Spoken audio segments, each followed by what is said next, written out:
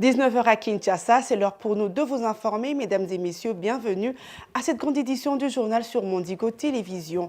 À la une de l'actualité, sous le haut patronage du président de la République, Félix Tshisekedi, et les auspices de la première ministre Judith Suminwa, il s'est tenu ce mercredi 24 juillet à Kinshasa la cérémonie des signatures du contrat mandat par les mandataires de l'État. Pour le ministre du portefeuille Jean-Lucien Boussa, cette cérémonie de signature vient amorcer le processus du développement et va renforcer la bonne gouvernance. Un reportage de Viningali Junior, Vite Pandou et Yvan Chimango.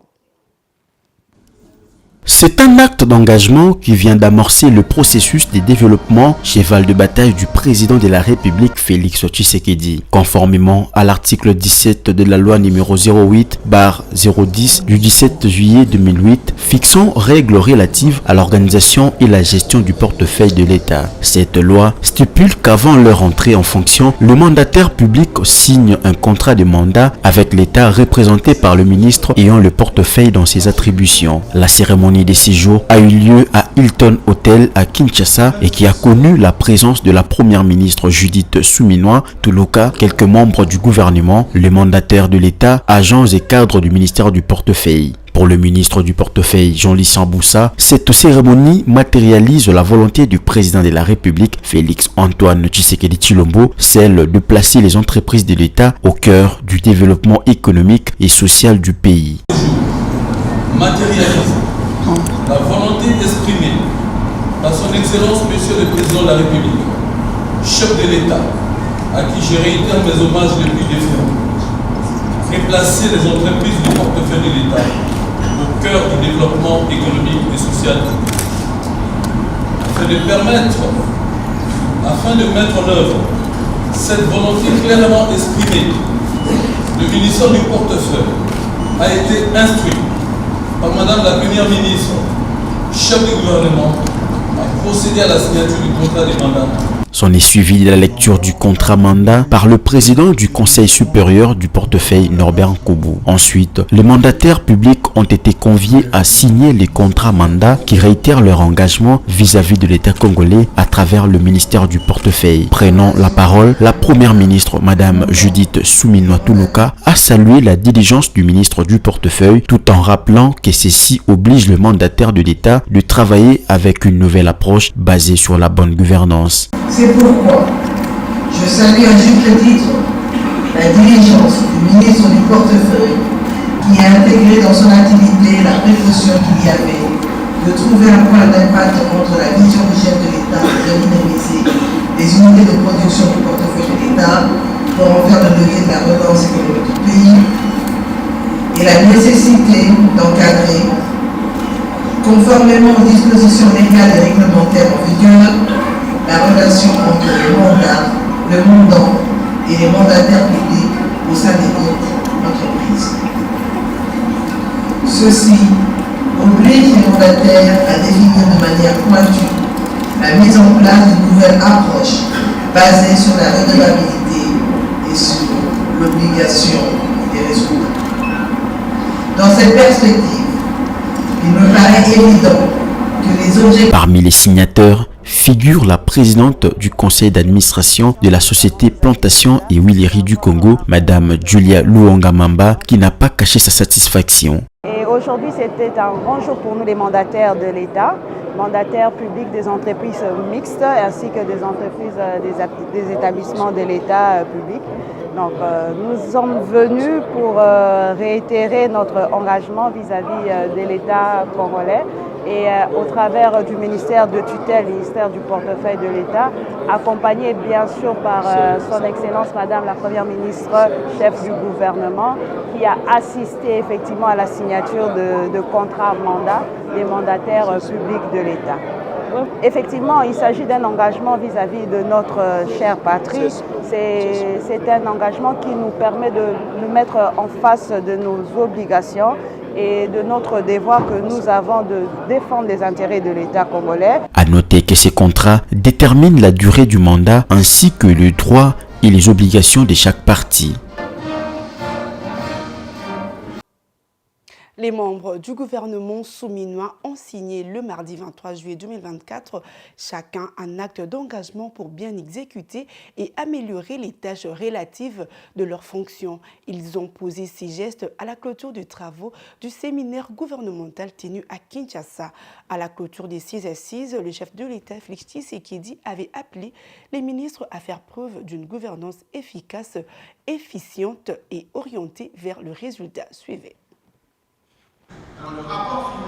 Durant 2 jours, les membres du gouvernement de la République démocratique du Congo ont été appelés à appliquer tout ce qu'ils ont appris lors du séminaire organisé à leur intention par la Première ministre. Cet appel leur a été lancé par le président de la République, Félix-Antoine Tshisekedi, à la clôture du séminaire gouvernemental au Palais de la Nation le mardi 23 juillet 2024. C'est la Première ministre Judith Suminwa qui a lu le discours du chef de l'État qui était empêché. Bien avant la cérémonie des clôtures, plusieurs recommandations ont été faites à l'issue des travaux de ce séminaire. Parmi les 13 recommandations, on peut citer notamment que chaque membre du gouvernement doit fonder ses initiatives sur le programme d'action du gouvernement et savoir que ces initiatives s'exécutent sous la coordination et la direction de la Première ministre. Dans le processus de la préparation et l'élaboration des dossiers et projets de texte à soumettre aux instances gouvernementales, les membres du gouvernement sont tenus d'associer les différents services et ministères impliqués. À la fin du séminaire, chaque membre du gouvernement a signé un acte d'engagement qu'il doit respecter. Je vous invite dès lors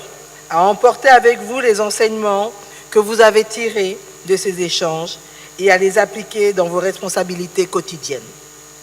Le pacte d'engagement citoyen que nous scellons aujourd'hui est celui de mettre en œuvre des politiques qui améliorent la vie de chaque Congolaise et de chaque Congolais, sans exception. Soyez pragmatiques et obtenez-moi des résultats. C'est le mandat que le peuple nous a donné.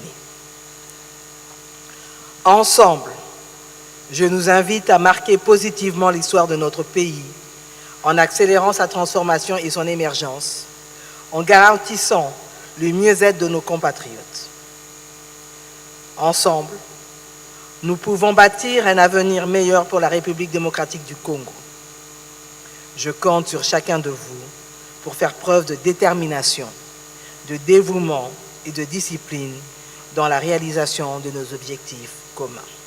Les autres recommandations formulées seront coulées de manière détaillée dans un rapport final pour être ensuite présentées au président de la République. Le ministre de la Justice et garde de Sceaux, Constant Mutamba, en compagnie de son collègue ministre de la Communication et porte-parole du gouvernement, ont co-animé un briefing basé sur le secteur de la justice en République démocratique du Congo. C'était juste après le séminaire du gouvernement le mardi 23 juillet. Regardez. Invité pour la première fois au briefing organisé par son collègue de la communication et médias, Patrick Mouyaya, le ministre d'État en charge de la justice et garde de Sceaux, Constant Mutamba, a évoqué le mardi 23 juillet 2024 le chantier de la réforme de son secteur. Devant les caméras, Constant Mutamba a juré de rectifier les tirs, affirmant toute la volonté politique de Félix Tshisekedi et de son gouvernement de servir contre les prédateurs. Constant Mutamba compte mettre toute son énergie à accomplir les missions que lui a assigné le chef de l'État, Félix Tshisekedi, à savoir faire l'état de lieu d'un secteur de justice malade à la proposition des grilles d'action qui puissent répondre aux attentes notamment de la population. Constant Mutamba a également dressé un bilan positif à mi-parcours de réforme du gouvernement dans le secteur de la justice sous l'ère du deuxième mandat de Félix Tshisekedi, président de la République. Nous avons été à la recherche de la thérapie, du produit, médicaments qui pourront éventuellement aider à guérir cette justice qualifiée de malade. Nous avons identifié un certain nombre de priorités. Ça veut dire qu'il faudrait réformer. Le chef nous a donc assigné la mission d'être le ministre de la Justice réformateur. Réforme sur un certain nombre de questions, notamment les climats des affaires. Il faut impérativement redonner confiance aux Congolaises et aux Congolais, redonner confiance aux opérateurs économiques, redonner confiance aux étrangers qui choisissent la RDC comme seconde patrie. Et pour ça, il faut rapidement travailler sur la sécurité juridique et judiciaire. Cela nécessite des réformes. Et c'est pourquoi nous nous sommes attelés très rapidement à travailler sur un certain nombre d'initiatives, de projets, des textes qui tendent évidemment à protéger les entreprises, services, établissements publics des saisies intempestives et barbares dès leur compte. Nous nous sommes également attelés à travailler avec les huissiers de justice pour mettre en place une commission mixte qui devait désormais toiletter le processus d'exécution des décisions de justice. Il fallait arrêter ça, en complicité avec malheureusement certains juges véreux. Je ne dis pas que tous les juges sont véreux, certains magistrats véreux, certains avocats véreux, certains huissiers véreux. Et bref, il fallait arrêter tout de suite l'hémorragie. Je pense qu'avec ces mesures et ces réformes que nous venons d'amorcer et apporter, dans les jours et semaines qui viennent, nous allons devoir stopper de manière drastique cette hémorragie des détournements, des délinquances économiques et financières. Nous nous sommes également attelés à travailler sur le parquet financier. Il a également annoncé l'ouverture du procès public contre Corneille Nangaa et ses complices à la Cour militaire de la Gombe. En croire le ministre de la Justice, ces procès s'inscrivent dans le cadre des activités terroristes, des crimes de guerre et de haute trahison perpétrés dans l'est du pays. Rendons-nous à l'Assemblée nationale où le ministre de la Justice et garde du Sceau, Maître Constant Moutamba, a procédé le mardi 23 juillet à la remise du sceau officiel à son président Vital Kamerhe au Palais du Peuple. Ce sceau vient mettre fin à la contrefaçon et éviter la falsification des dossiers officiels dans les différentes institutions du pays. Suivez cette brève cérémonie de remise que vous propose Ronta Luyela. Honorable président de l'Assemblée nationale, comme vous le savez, le chef de l'État nous a nommé ministre de la Justice et garde des Sceaux. Et nous nous sommes nous nous sommes empressés à valoriser le côté garde des Sceaux. Et donc nous avons fait fabriquer un nouveau sceau officiel de l'État. Et nous vous remercions pour avoir été la première personnalité à solliciter du garde des Sceaux officiellement le sceau officiel de la République. Et donc nous l'avons commandé auprès des Chani Metal, et voici le sceau officiel de l'Assemblée nationale. Merci. Ok, voilà. Il est là. Très bien. Merci beaucoup. L'attitude avec laquelle vous avez réagi à notre demande, notre requête, vous adressez seulement cette semaine. Et aujourd'hui, nous avons déjà les sceaux officiels. C'est l'occasion de demander aussi aux autres institutions qui ont des cachets ou des sceaux abîmés ou qui ont fait fabriquer ailleurs de se conformer à la Constitution, puisque vous êtes ministre d'État et garde des sceaux de tous les sceaux de l'État officiels, à moins à laquelle chaque institution doit venir de vous. Merci, on va en faire bon usage.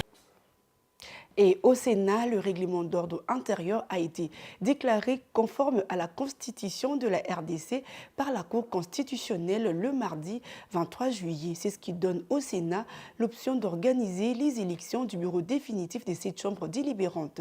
Mais il faut également noter que la Haute Cour s'est réservée sur certains articles de ces nouveaux règlements intérieurs, à savoir les articles 119, 248, alinéa 3, 256, alinéa 4 et 258. Ronta Luyela nous revient une fois de plus.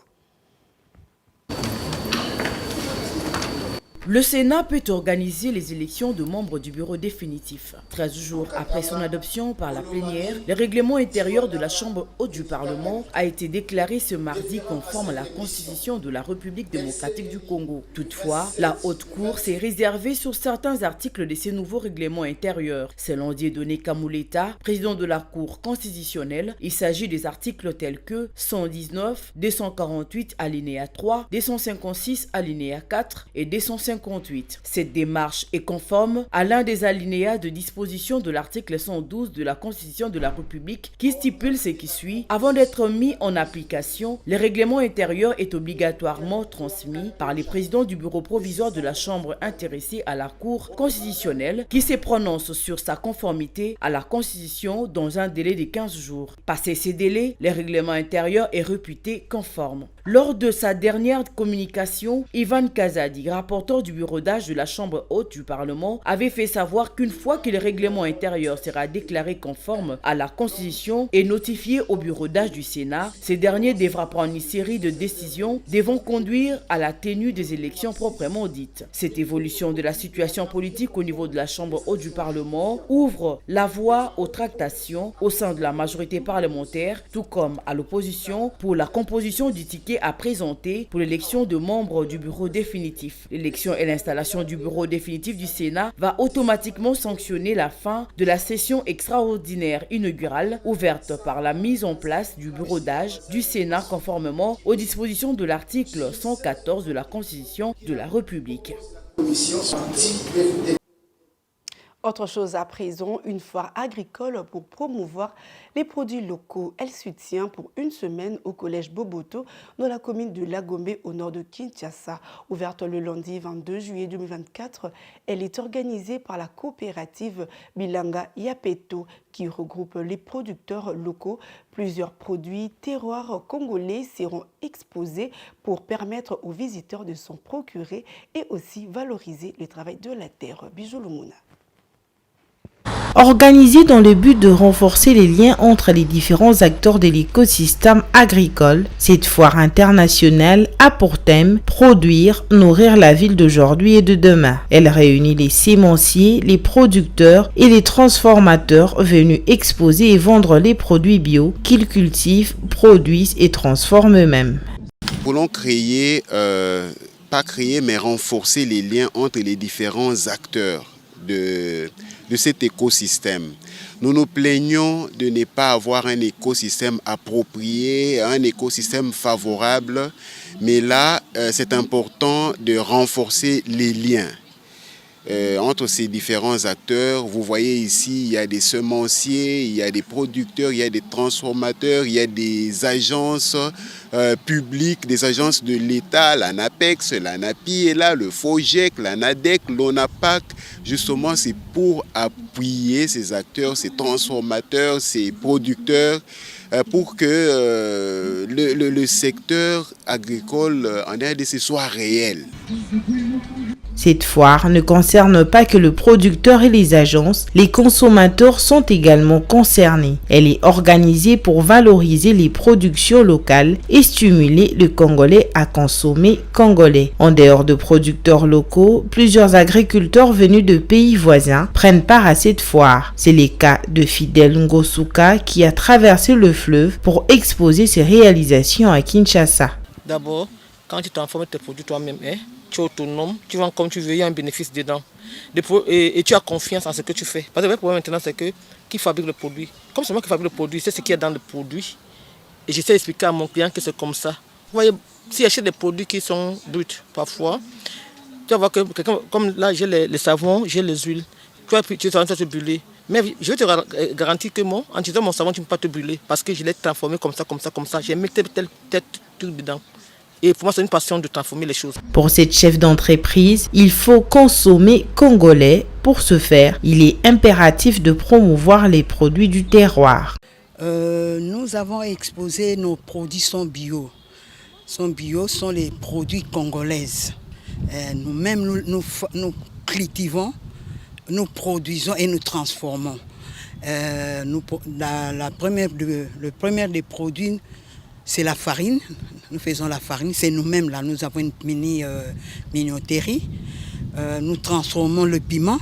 Et je suis technologue de formation et nous séchons sur les produits. Je suis vraiment généralement dans l'agro-business.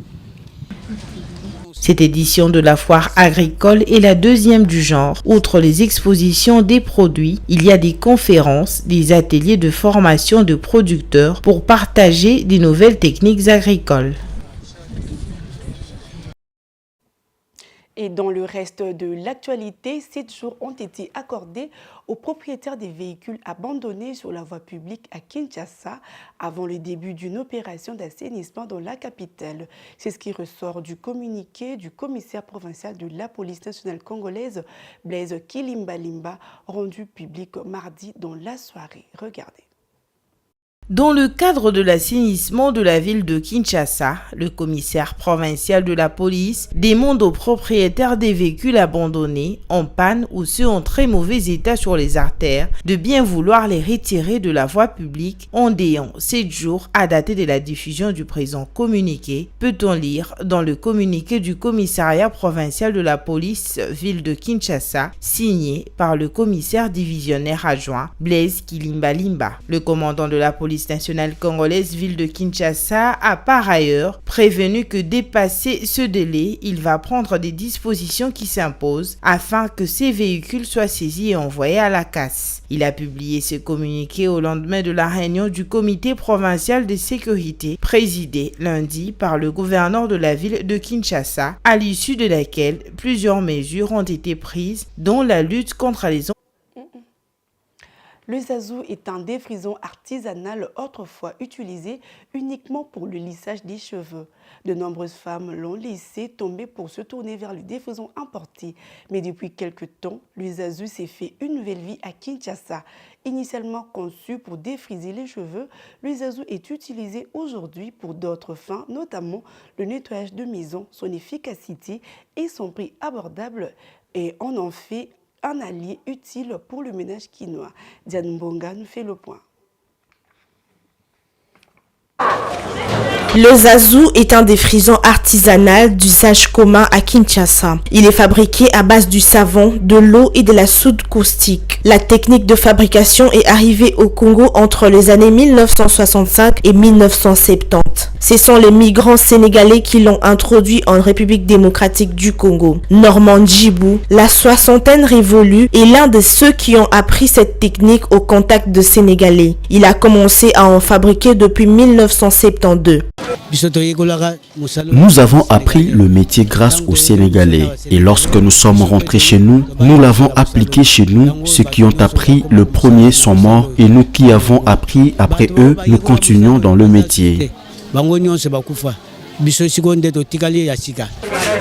Pratiquant ces métiers depuis plus de 50 ans maintenant, Djibou Normand se souvient de la belle époque. Grâce à ces métiers, il a pu se marier et se construire une maison. J'ai commencé ce travail depuis 1972 à 1973 jusqu'à ce jour. Je continue à faire ce travail. J'ai épousé ma femme avec ce travail. Nous avons acheté de maisons à travers ces métiers. Jusqu'aujourd'hui, nous poursuivons avec ces métiers. Les défrisants modernes sont récents. Avant, on faisait les azous avec l'huile et il y avait des foules qui nous envahissaient. Aujourd'hui, ça ne marche plus parce qu'il y a maintenant plusieurs sortes de défrisants.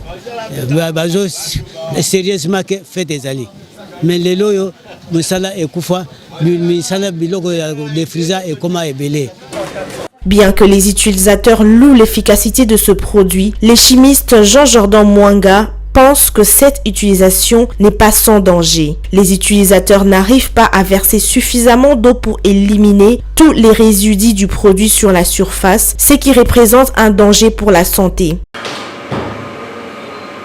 C'est une utilisation erronée de ces produits, tout simplement parce que quand vous utilisez pour les cheveux, il y a un lavage sérieux après l'avoir utilisé. Mais quand on a lavé la maison, par exemple, on a utilisé ça pour nettoyer la maison, pour blanchir, généralement c'est pour blanchir les carreaux et autres, il y a un danger important. Est-ce que le nettoyage sera efficace? Et s'il reste des résidus, et vous avez des enfants qui vont venir balader dessus, ils peuvent lyncher les carreaux, et puis vous trouvez l'enfant peut se contaminer par ces produits-là. Donc c'est une utilisation erronée. Il y a des produits spécifiques qui sont destinés pour le nettoyage des carreaux et des maisons, et qui ont des résultats aussi probants. Donc c'est une utilisation erronée. Visiblement, le Zazu a encore de beaux jours devant lui. Les utilisateurs et les fabricants sont appelés à prendre des précautions pour préserver leur santé. Et en dehors de nos frontières, pour finir, nous sommes en Éthiopie où l'opération de recherche de survivants d'une coulée de boue qui a tué au moins 229 personnes dans le sud de l'Éthiopie s'est poursuivie le mardi 24 juillet 2024. Le bilan qui s'est considérablement alourdi par rapport au chiffre initial de 146 morts inclut de nombreuses personnes qui ont tenté de secourir le survivant, ont indiqué les autorités locales. Suivez. Des fortes pluies ont déclenché la catastrophe dans le district isolé des Kinshasa-Godi en Éthiopie.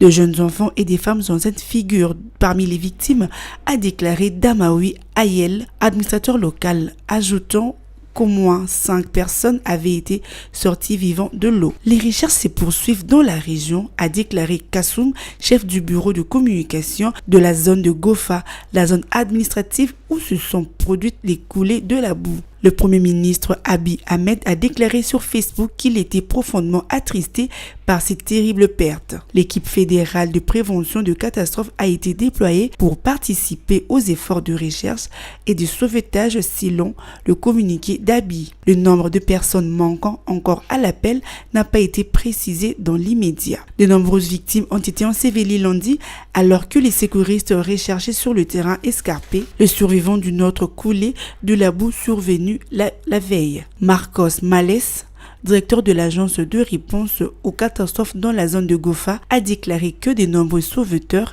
étaient toujours portés disparus. Des femmes gémissaient tandis que les sauveteurs tentaient de creuser dans la boue épaisse à l'aide de pelles. Les glissements de terrain sont fréquents pendant la saison de pluie en Éthiopie qui a commencé en juillet et devait durer jusqu'à la mi-septembre de l'année en cours. C'est par cet élément que nous bouclons complètement ce journal, mesdames et messieurs. Merci de l'avoir suivi. Je vous retrouve demain à 19h pour la grande édition du journal avec le même plaisir. D'ici là, portez-vous bien.